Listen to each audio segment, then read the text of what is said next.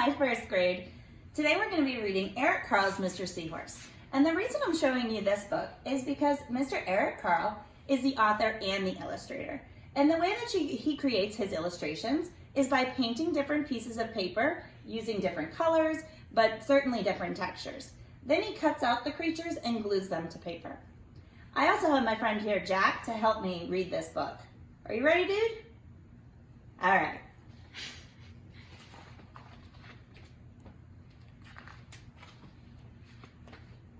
Mr. and Mrs. Seahorse drifted gently through the sea. Mrs. Seahorse began to wiggle and twist this way and that. "It's time for me to lay my eggs," she said. "Can I help?" asked Mr. Seahorse. "Oh, yes, thank you," said Mrs. Seahorse, and she laid her eggs in a pouch on Mr. Seahorse's belly. "I'll take good care of our eggs," said Mr. Seahorse. "I promise." As Mr. Seahorse drifted gently through the sea, he passed right by a group of trumpet fish hidden in a patch of reeds. I know, right? But before long, Mr. Seahorse met another fish.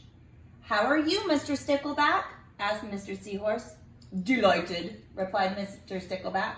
"I just built a nest, and right away Mrs. Stickleback laid her eggs in it. Now I'm taking good care of them until they hatch." "Keep up the good work," said Mr. Seahorse, and he swam on his way. As Mr. Seahorse drifted gently through the sea, he passed right by a lionfish hidden behind a coral reef. But before long, Mr. Seahorse met another fish. "How are you, Mr. Tilapia?" asked Mr. Seahorse. Mr. Tilapia couldn't answer. His mouth was full of eggs. I know, said Mr. Seahorse. "Mrs. Tilapia laid her eggs, and now you're taking good care of them until they hatch." Mr. Tilapia nodded his head. "You must be happy," said Mr. Seahorse, and swam on his way. As Mr. Seahorse drifted gently through the sea, he passed right by a pair of leaf fish hidden among the seaweed.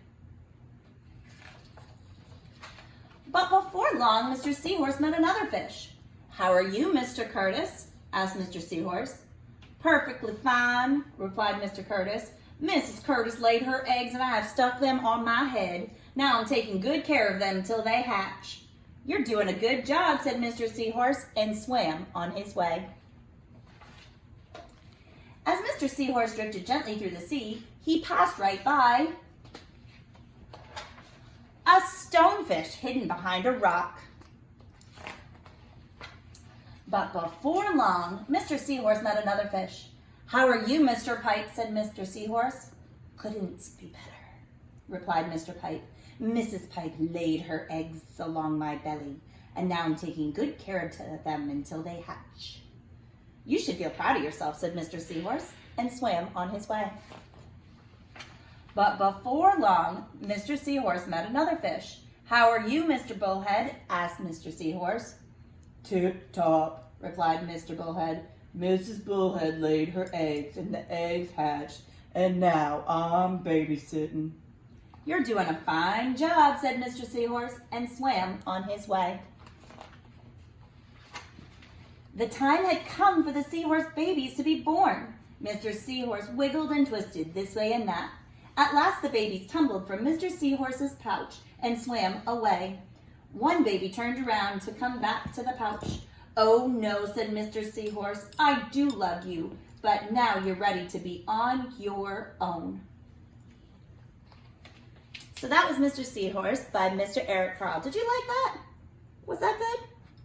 I thought so too. Bye, guys.